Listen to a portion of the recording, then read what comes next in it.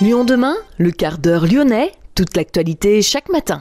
Parce que Lyon demain se dessine aujourd'hui, voici l'essentiel de l'actualité. En ce mardi, nous sommes le 7 septembre. Nous reviendrons sur la visite de Jean Castex hier à l'occasion de l'ouverture du salon Global Industrie à Lyon, salon qui se tient pendant 4 jours à Eurexpo.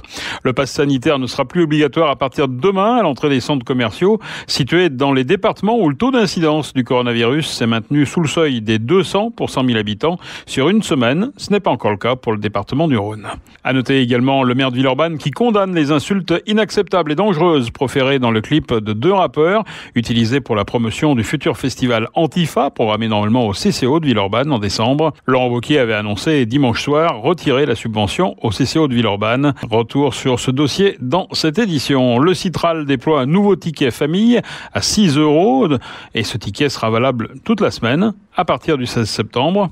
Nous reviendrons bien sûr sur le décès annoncé de Jean-Paul Belmondo à l'âge de 88 ans et la réaction du délégué général du Festival de Cannes, le Lyonnais Thierry Frémaux, également organisateur du Festival Lumière. La réouverture des grandes salles de spectacle, comme par exemple l'amphithéâtre, la salle 3000, qui accueillera vendredi un grand spectacle de divertissement Musicalino. On en parle à la fin de cette édition. Lyon demain, le quart d'heure lyonnais, toute l'actualité chaque matin.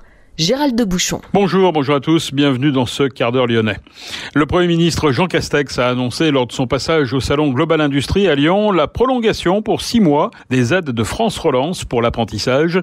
La prime prévue dans le cadre du plan Un jeune, une solution de 5 000 € pour un mineur, 8 000 pour un majeur, rend le coût de la première année quasi nul. Le Premier ministre a souligné un record historique de contrats d'apprentissage ou d'alternance signés depuis la mise en place de cette mesure. Jean Castex. 9 milliards précisément, c'est inédit. Ça s'appelle le plan Un jeune, une solution. Les résultats, là encore, sont là, mesdames et messieurs. Le plan a permis à 2 millions de jeunes d'être embauchés en CDI ou CDD de plus de 3 mois. À près d'1 million d'entre eux d'être accompagnés ou en parcours d'insertion. Je veux devant vous tout particulièrement me réjouir que plus de 500 000 contrats d'apprentissage ou d'alternance aient été signés. C'est un record historique. Nous croyons à l'apprentissage, au point que je vous annonce aujourd'hui que les aides de France Relance à l'apprentissage seront prolongées de 6 mois supplémentaires jusqu'au 30 juin 2022. Au total, ce sont 2,6 millions de jeunes qui ont à ce jour directement bénéficié d'aides de France Relance pour l'emploi, l'insertion ou la formation. J'avais été pas le seul traumatisé par la précédente grande crise 2008-2010. Le taux de chômage des jeunes, mesdames et messieurs, à cette époque, plus 31%, une catastrophe.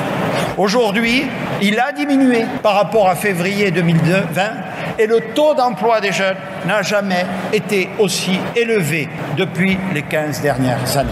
Le Premier ministre Jean Castex hier au salon Global Industrie. Le pass sanitaire ne sera plus obligatoire à partir de demain à l'entrée des centres commerciaux situés dans les départements où le taux d'incidence du coronavirus s'est maintenu sous le seuil des 200 pour 100 000 habitants sur une semaine.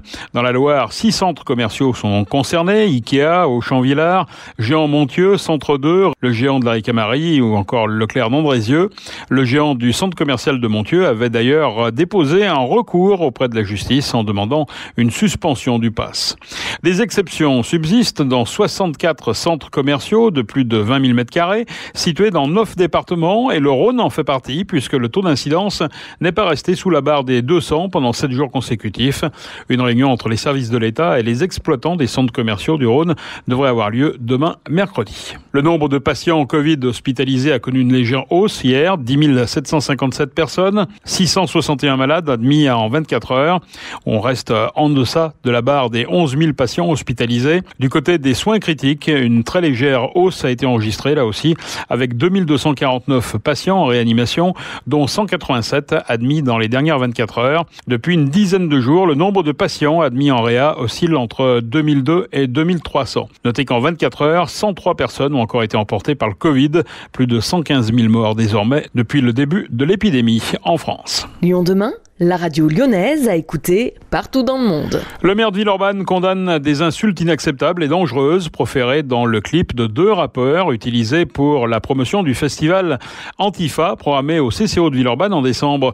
Laurent Wauquiez, le président LR de la région Auvergne-Rhône-Alpes, avait annoncé dimanche qu'il retirait la subvention annuelle de 45 000 € attribuée au CCO de Villeurbanne. La liberté d'expression trouve sa limite dans l'injure et le prétexte de la liberté artistique pour contourner la loi n'est pas une excuse, réagit Cédric Van Stevendel, tout en rappelant également qu'en démocratie, la liberté d'expression est un droit fondamental et l'expression artistique doit être protégée. Cédric Van Stevendel, qui est aussi vice-président à la culture à la métropole de Lyon, explique qu'il va étudier avec les responsables du CCO des suites à donner à cette situation, notamment sur le format et les conditions d'organisation de l'événement.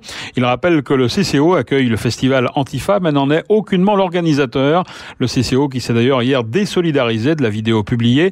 Il précise qu'il n'y a aucune convention pour l'instant de signer pour cette nouvelle édition du festival. Le groupe socialiste, écologiste et démocrate à la région a également commenté la décision de Wauquiez et juge intolérable cette suppression pure et simple du soutien de la région au CCO, alors même que la structure culturelle déploie d'innombrables autres activités et actions culturelles. Une suppression décidée sans débat ni vote au conseil régional, font remarquer les socialistes de Confluence. Le Citral déploie un nouveau ticket famille à 6 € dès le 16 septembre pendant la semaine de la mobilité. Le dispositif va aussi profiter finalement à celles et ceux qui auront à se déplacer pour les journées européennes du patrimoine. Actuellement proposé à 6,20 € et valable uniquement les mercredis, samedis ou dimanches pour les membres d'une même famille. Les élus du Citral ont voté hier la mise en œuvre anticipée du nouveau ticket famille. Il permettra désormais à un groupe constitué au moins d'un adulte et d'un enfant mineur de voyager au tarif de 6 € la journée du lundi au dimanche. Le Citral vient par ailleurs de procéder à une baisse de l'abonnement pour les jeunes de 18 à 25 ans, de 32,50 € à 25 €.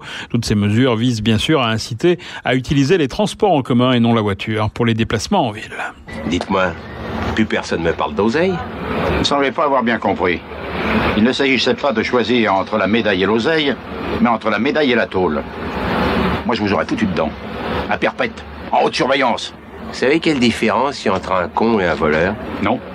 Un voleur, de temps en temps, ça se repose. Jean-Paul Belmondo dans le Guignolo. Le délégué général du Festival de Cannes, le lyonnais Thierry Frémaux, a rendu hommage hier à Jean-Paul Belmondo sur Twitter. L'acteur décédé hier à 88 ans était venu à plusieurs reprises au Festival Lumière. Il était capable d'exprimer la poésie, le désespoir, la liberté, selon Thierry Frémaux. Sa générosité d'homme et d'acteur a inventé parmi les plus grands moments de l'histoire du cinéma. On se souvient aussi de cet hommage lancé par Quentin Tarantino en 2013. Belmondo, c'est un verbe, un mot qui conjugue vitalité, charisme et force de l'esprit. Belmondo, c'est le symbole de la supercoulerie, avait lancé le réalisateur américain en 2013 lors du Festival Lumière en présence de l'As des As. Lyon demain, créateur d'envie. C'est l'heure de la réouverture des grandes salles événementielles après la pandémie du Covid qui avait contraint à la fermeture tous ces lieux plus ou moins festifs. Le week-end prochain, c'est la salle 3000 qui rouvre ses portes en accueillant Musicalino. C'est une soirée spectacle organisée par le Club Hervé. Et cette association fête en plus ses 40 ans. Bonjour Yves-Michel Dumont. Bonjour Gérald. Alors, une association qui fête ses 40 ans, créée en 1972 sous le nom de Heureuse Équipe des randonneurs, vélocipédistes et culois. C'était des copains amoureux du vélo qui se réunissaient dès qu'ils pouvaient pour faire des balades en vélo autour d'Écully, dans les monts du Lyonnais, et un peu de partout. Et il y a 20 ans, toujours cette petite bande de copains a créé le club Hervé Spectacle parce que certains étaient passionnés de musique, pas de théâtre. Et ils ont créé une petite troupe de eux-mêmes. Ils ont fait 2 ou 3 petites pièces. Ils ont même osé se donner en public. Et puis finalement, après, ce petit groupe s'est agrandi et a fait appel à des professionnels Et donc maintenant, on a chaque année, excepté l'année dernière à cause de la pandémie, chaque année on donne un spectacle et depuis 3 ans, on donne un spectacle à la salle, à l'amphithéâtre. On dit pas, il paraît qu'on dit pas salle, mais amphithéâtre. Voilà, on dit plus salle 3000. Voilà, on dit amphithéâtre 3000, c'est ce que j'ai appris. Voilà, à ne pas confondre avec l'amphithéâtre des Trois Gaules,